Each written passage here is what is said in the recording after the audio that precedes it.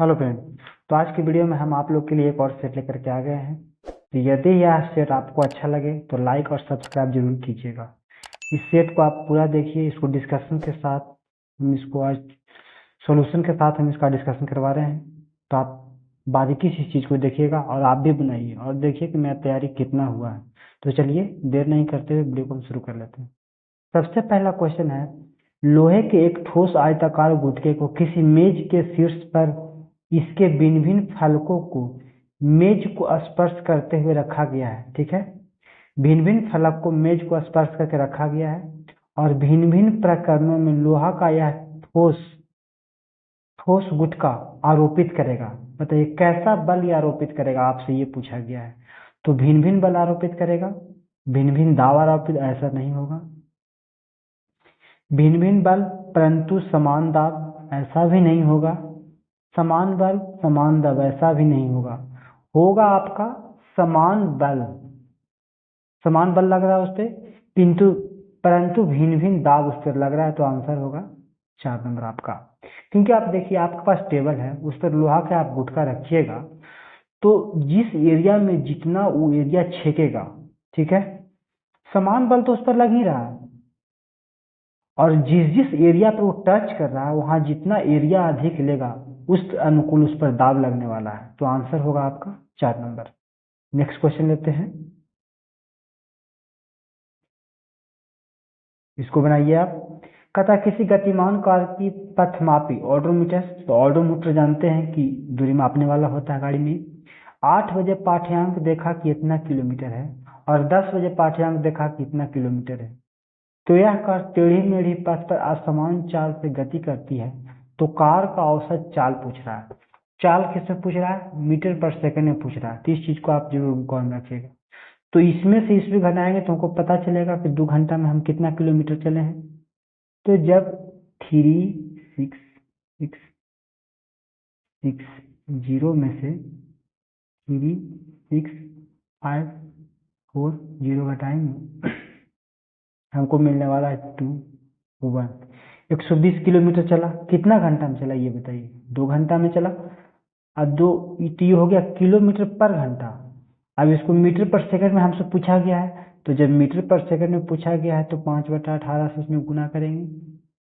5/18 से गुना करेंगे, इसको आप काट लीजिए। 2 से कटेगा 120 60 बार में। 10 छक्का 60 और 36 18, यानी कि 50/3।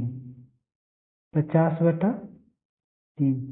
जब 50/3 को आप भागा दीजिएगा तो आएगा कितना? 16.33 करके कुछ आएगा। तो आपका आंसर होगा 16.3। यहाँ आंसर नहीं आपका दिया हुआ, लेकिन आंसर होगा यहाँ 16 लगा दीजिए आप। 16.3 यानी कि आंसर नंबर हो जाएगा 3 नंबर। ठीक है, तो आप समझ गए होंगे किस तरह से हमने एवरेज चाल निकाला। नेक्स्ट क्वेश्चन लेते हैं।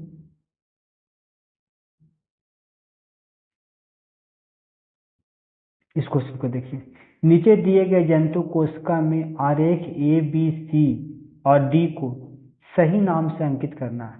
तो आप जंतु कोशिका जब पढ़े होंगे तो आपको बताया होगा कि आपको ये बताया गया होगा कि जंतु कोशिका गोल होता है, गोल होता है, उसमें केंद्रक होता है, केंद्रक मुख्य होता है। तो केंद्रक सी नंबर होगा जो केंद्रक होगा। देखिए बीच में है, रेड से कलर कर रहे हैं, ये केंद्रक है। तो सी में कहाँ कहाँ केंद्रक है ये देखिए, यहाँ भी केंद्रक है, यहाँ भी केंद्रक है, यहाँ केंद्रक नहीं है तो ऐसे ही छट गया। यहाँ भी केंद्रक है, ठीक है केंद्रक है। अब कोशिका जब आप देखें तो कोशिका झिल्ली होता है बाहर में, जंतु कोशिका में बाहर कोशिका झिल्ली होता है ना।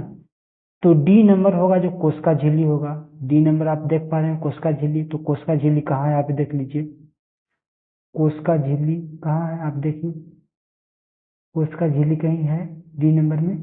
तो आप देख लीजिए कोशिका झिल्ली, माइक्रोकॉन्ड्रिया है भाई, ये नहीं। क्लोरोप्लास्ट है, ये नहीं। तो सबसे पहले तो सी केंद्रक हो गया, ये मेरा छट गया। ठीक है, डी हमको कोशिका झिल्ली कहीं नहीं मिल रहा है देखने के लिए, कोई बात नहीं है।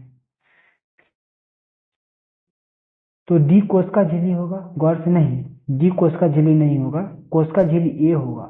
देखिए आप गौर से इसको, ए इंडिकेट कर रहा है बाहर बाहर को, बाहर बाहर को ए इंडिकेट कर रहा है, डी नहीं इंडिकेट कर रहा है, सॉरी।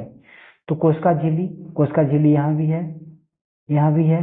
कोशिका भित्ति है, तो कोशिका भित्ति जंतु कोशिका में नहीं होता है, इसलिए इसको काट देंगे। कोशिका झिल्ली इसमें भी है, कोशिका भित्ति यहाँ भी देखिए, ये जंतु कोशिका में नहीं होता है, इसलिए इसको हम काट दिए। तब मेरे पास आंसर हो गया फर्स्ट और फोर्थ। अब इसमें से हमको छांटना है कौन होता है। तो कोशिका में जो जंतु कोशिका होता है उसमें क्लोरोप्लास्ट होता है, नहीं होता है। तो इस तरह से आंसर आपका हो गया 4। केंद्रक होता है, आप देख लिए, बाहर बाहर कोशिका झिल्ली होता है, और ये कोशिका द्रव होता है ये सब, और इसमें पाया जाता है कोशिकांग, आप पढ़े होंगे। इस तरह से आंसर हो जाएगा आपका 4 नंबर। नेक्स्ट क्वेश्चन लेते हैं। बताइए, चिकित्सा के क्षेत्र में समस्या के अनुसंधान के लिए जाने वाली प्रस्रव ध्वनियां उपकरणों को कार्य करने में आवृत्ति बताइए। तो प्रस्रव ध्वनि का आवृत्ति बताता है। तो स्रव होता है, अश्रव होता है और प्रस्रव होता है। तो स्रव जिसको हम सुन सकते हैं, अश्रव नहीं सुन सकते हैं, प्रस्रव हाई होता है। तो प्रस्रव बताइए कितना से कितना के बीच में होता है। तो 20,000 हर्ट्ज ऊपर होता है जो प्रस्रव ध्वनियां होता है, और इसको चिकित्सा के क्षेत्र में प्रयोग किया जाता है। किसी चीज को क्लीन करने के लिए इसका प्रयोग किया जाता है, चिकित्सा के क्षेत्र में प्रयोग किया जाता है। तो प्रस्रव ध्वनियां का हर्ट्ज कितना होता है, 20,000 हर्ट्ज से ऊपर तक होता है, तो ये प्रस्रव होता है। और 20 हर्ट्ज से जो नीचे होता है अश्रव होता है ये, ठीक है। और जो हम लोग सुनते हैं 20 से 20,000 हर्ट्ज के बीच में वो श्रव्य ध्वनियां होती है। नेक्स्ट क्वेश्चन लेते हैं। बताइए, नीचे दिए कथन का अध्ययन कीजिए। तो गुणसूत्र केंद्रित में होता है, तो केंद्रक में तो गुणसूत्र होता ही है। आप जब कोशिका पढ़े होंगे तो उसमें जब केंद्रक आपको बताया होगा तो इसमें गुणसूत्र तो होता ही है।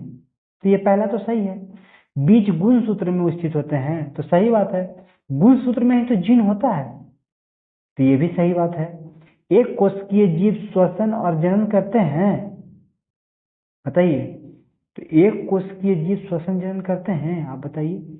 कोशिका झिल्ली सबसे महत्वपूर्ण का कोशिका पर आवागमन नियंत्रित करना है, यस।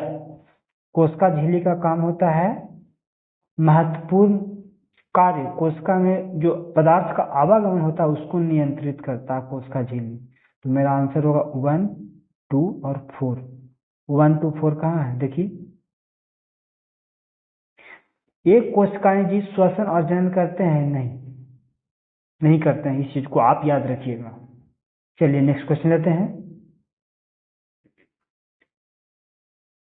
चलिए इसको आप पढ़िए। तो कहता नीचे दिए गए कथन अध्ययन कीजिए। तो शुष्क परिस्थितियों में बीज का अंकुरण नहीं होता है, सही बात है। शुष्क रहेगा तो बीज का अंकुरण होगा जी, नहीं होगा। पोषक के पादपों में विभिन्न भागों में स्थानांतरण घुली अवस्था में होती है, सही बात है, घुली अवस्था में होती है। नेक्स्ट देखिए, विभिन्न समय अंतराल में फसलों का जल की आपूर्ति मृदा में गठन का सुधार करता है, ऐसा है, आप बताइए हमको। नेक्स्ट क्वेश्चन करते हैं। फसलों को जल की आपूर्ति मृदा समृद्ध बनाती है जिसके कारण गैसों का विनिमय सरल से हो सके, ऐसा नहीं है।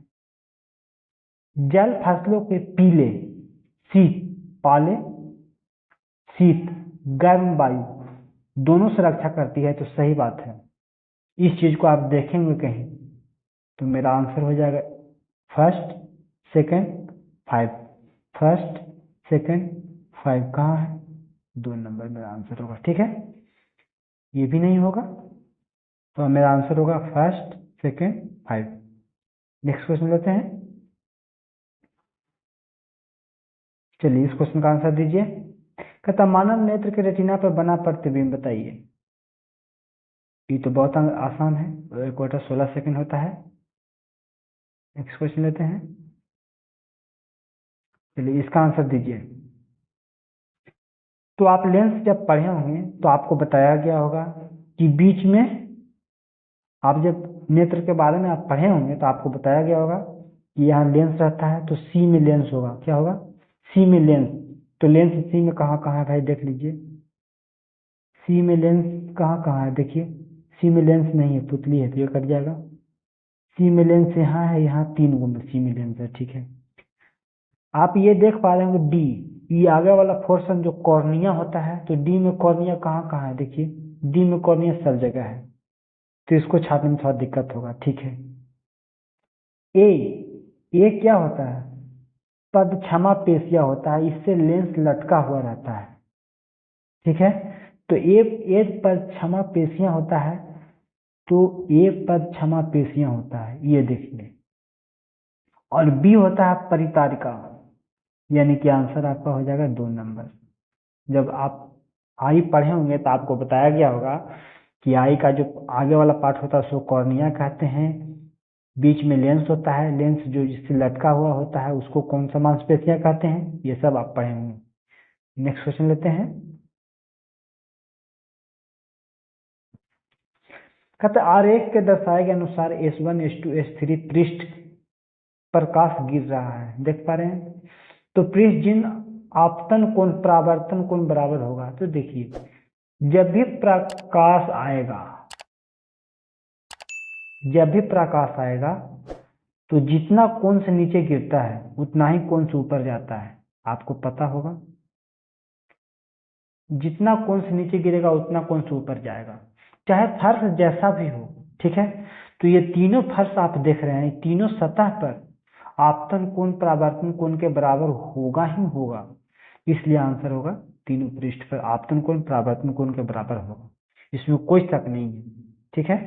Next question.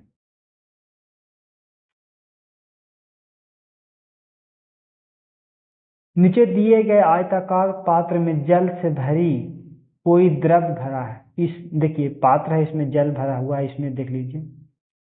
तो सी पर जो प्रेशर लगेगा वो तो मुमकिन है। अब बताइए कोई द्रव भरा हुआ है तो द्रव का दाब विषय में कौन कथन सही है, तो ए पर दाब अधिक लगेगा जी, ए पर दाब अधिक लगेगा, आप बताइए किसका दाब अधिक होगा बताइए। तो सबसे अधिक दाब होगा सी का, सी के बाद किसका दाब होगा, बी का, और बी के बाद ही ए का दाब होगा, यानी कि आंसर नंबर 2। नेक्स्ट क्वेश्चन लेते हैं। नीचे दिए गए कथनों का अध्ययन कीजिए। तो प्रोकैरियोटिक में केंद्रक नहीं होता है भाई, प्रोकैरियोटिक देखिए यूकैरियोटिक, आप प्रोकैरियोटिक के बारे में आप पढ़े होंगे, और यूकैरियोटिक प्रोकैरियोटिक से क्वेश्चन पूछा जाता है। आप जब हम आपको डिस्कशन कराएंगे बहुत सारा सेट, तो उसमें आप देखिएगा मिलेगा आपको। तो प्रोकैरियोटिक में केंद्रक ना के बराबर होता है, ठीक है। तो ये पहला सही होगा। एक कोश के जीव में एकल कोशिका सभी कार्य करते हैं, हाँ जी करते हैं, करते हैं, तो ये भी सही है। नीले हरे शैवाल प्रोकैरियोटिक में आते हैं, हाँ नीले हरे शैवाल प्रोकैरियोटिक में आते हैं, सही बात है। यूकैरियोटिक में केंद्रक झिल्ली सहित सुसंगठित केंद्रक नहीं होता है, गलत बात है। यूकैरियोटिक में होता है, प्रोकैरियोटिक में केंद्रक नहीं होता है, केंद्रिका भी नहीं होता है। तो आपका आंसर 1, 2 और 3, 1, 2 और 3, आंसर नंबर 3 हो गया आपका। चलिए नेक्स्ट क्वेश्चन लेते हैं। चलिए इसका आंसर दीजिए। कहता अलेक्जेंडर फ्लेमिंग एडवर्ड जेंडर, तो एडवर्ड जेंडर चेचक की खोज की है, आपको पता होगा। एडवर्ड जेंडर चेचक का खोज किए, अलेक्जेंडर फ्लेमिंग पेंसिलिन का खोज किए हैं। तो चार फर्स्ट के चार कहाँ कहाँ है, आप ये देखिए, यहाँ भी है, 2 में नहीं है, 2 वाला छट गया, 4 में नहीं, 4 वाला छट गया, ये 2 में है।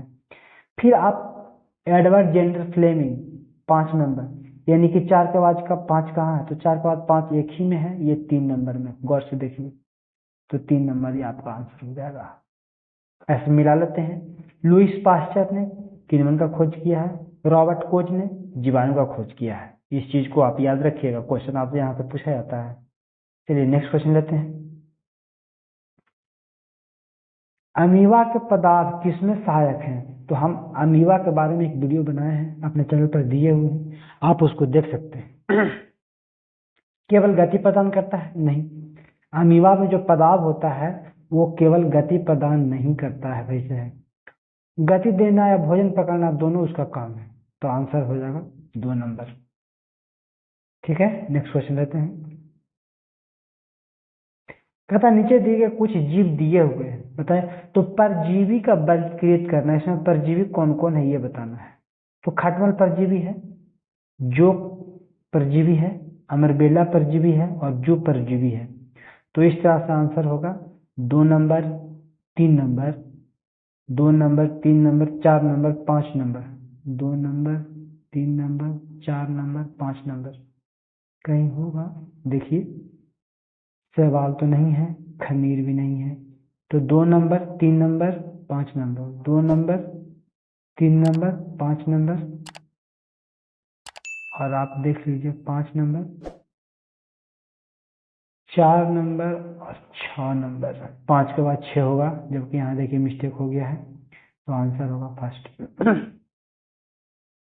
नेक्स्ट क्वेश्चन, मेरा गला फंसा हुआ इससे थोड़ा दिक्कत हो रहा है। चलिए नेक्स्ट क्वेश्चन लेते हैं।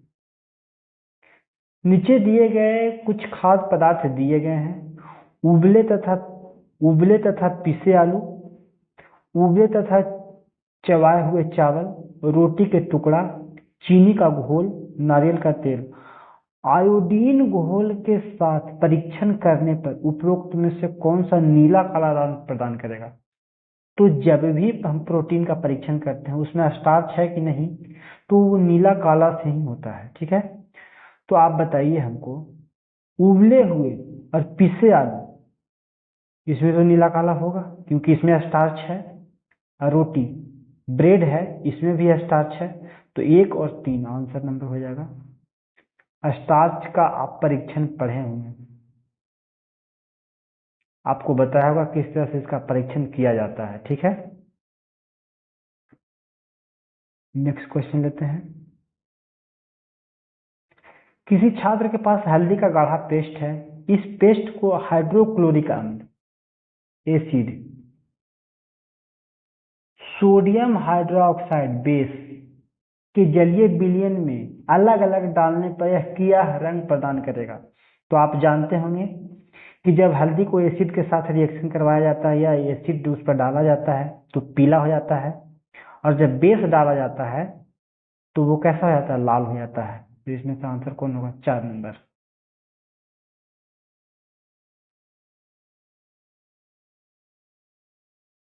नेक्स्ट क्वेश्चन देखते हैं।